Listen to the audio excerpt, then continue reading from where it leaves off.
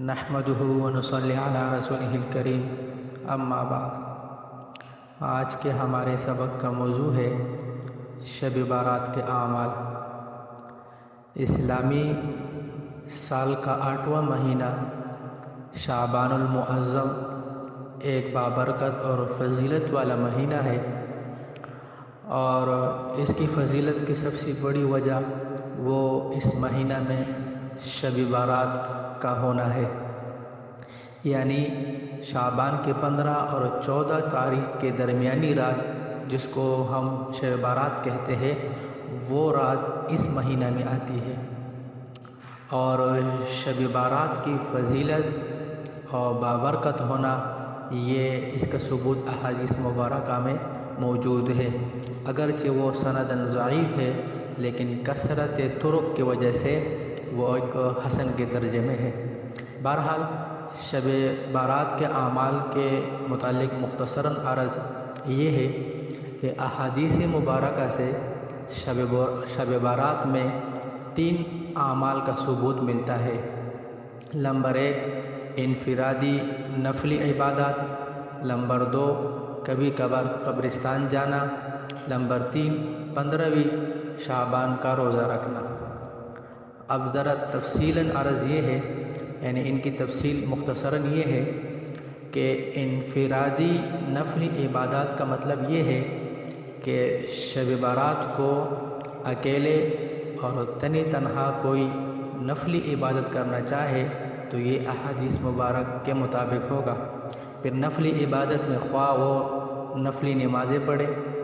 یعنی نوافل پڑھے، تلاوت کرے، ذکر و اذکار کرے، جتنی بھی نفلی عبادات ہے جو جی چاہے وہ کر سکتا ہے، وہ نفلی عبادات میں آئیں گے۔ اور اس کے لیے انفرادی کرے، اجتماعی نہیں، یعنی کئی لوگوں کو جمع کرے، کئی لوگ اکٹھے ہو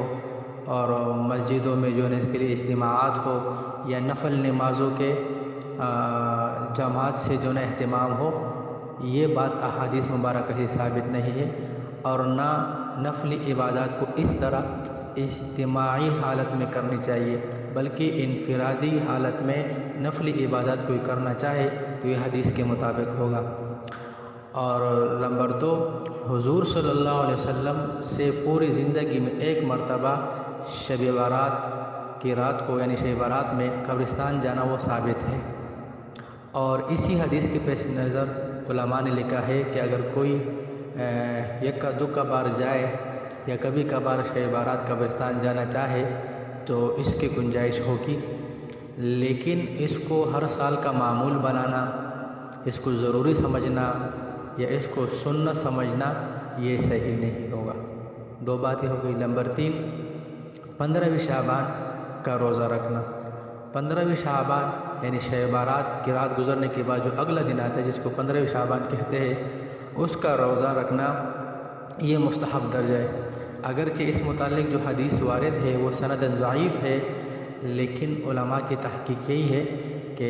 ضعیف حدیث پر عمل کیا جا سکتا ہے اور استحباب یعنی مستحب کا درجہ وہ ثابت ہو سکتا ہے۔ اس متعلق دارالعلوم کراچی اور نیو ٹاؤن وغیرہ کا فتویٰ بھی یہی ہے کہ 15ویں شعبان کا روزہ رکھنا مستحب ہے، خصوصاً اگر یہ نیت کی جائے کہ 15ویں شعبان چونکہ ایام بیز میں آ رہا ہے اور اس وجہ سے وہ روزہ رکھ رہا ہے تو سنت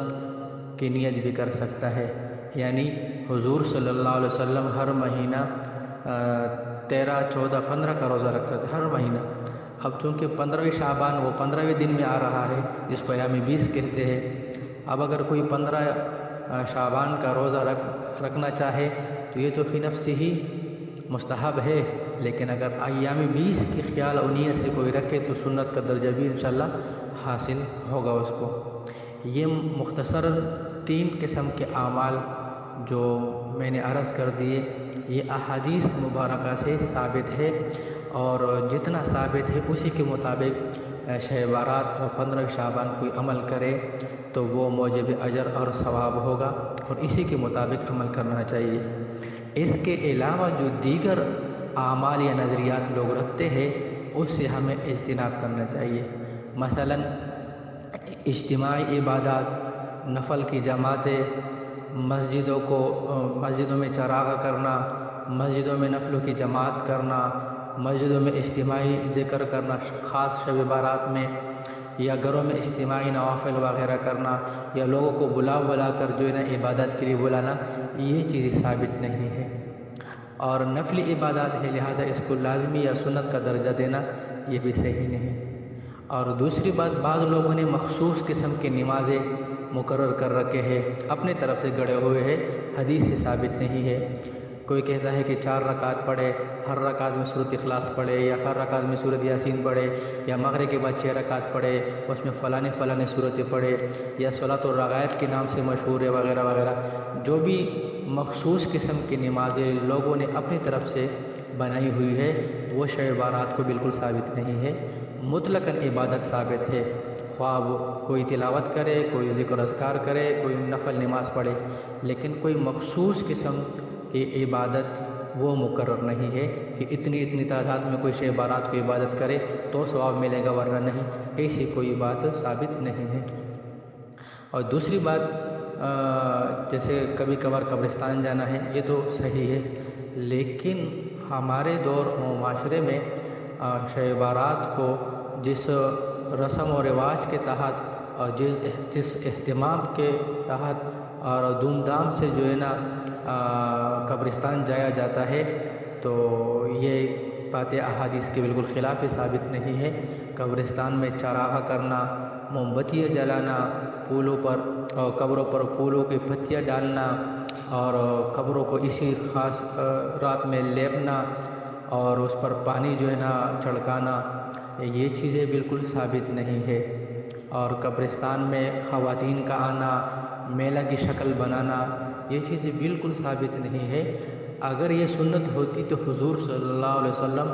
ہر سال جاتے، جبکہ ایک ہی روایت ہے عائشہ رضی اللہ تعالیٰ عنہ کی کہ حضور صلی اللہ علیہ وسلم ایک ہی مرتبہ گئے پوری عمر میں۔ اگر سنت ہوتے تو حضور ہر سال جاتے اور صحابہ بھی ہر سال جاتے، جبکہ ایسی کوئی بات ثابت نہیں ہے جس سے معلوم ہوتا ہے کہ یہ سنت نہیں ہے، حضور صلی اللہ علیہ وسلم اتفاقاً گئے تھے،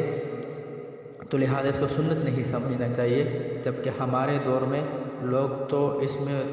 انتہائی غلو کرتے ہیں، بڑے اہتمام سے پوری رات قبرستانوں میں گھومتے ہیں، وہاں ایصال ثواب کے نام کی کوئی چیز نہیں ہوتی، وہاں پر عبرت حاصل کرنے کی کوئی چیز نہیں ہوتی، بس وہاں پر آج کل تو تصویری بنانا، ویڈیو بنانا،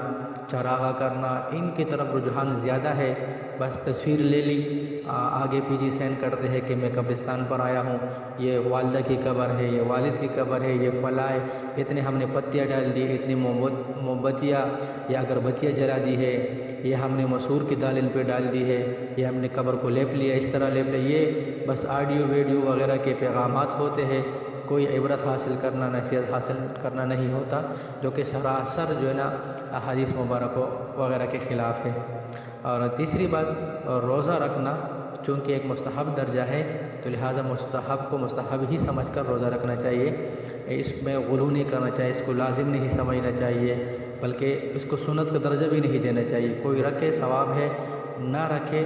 تو گناہ والی بات نہیں ہے۔ اللہ تعالی ہمیں دین متین کی صحیح سمجھ نصیب فرمائے، اور شب بارات کے متعلق جو 3 اعمال ثابت ہے اس کو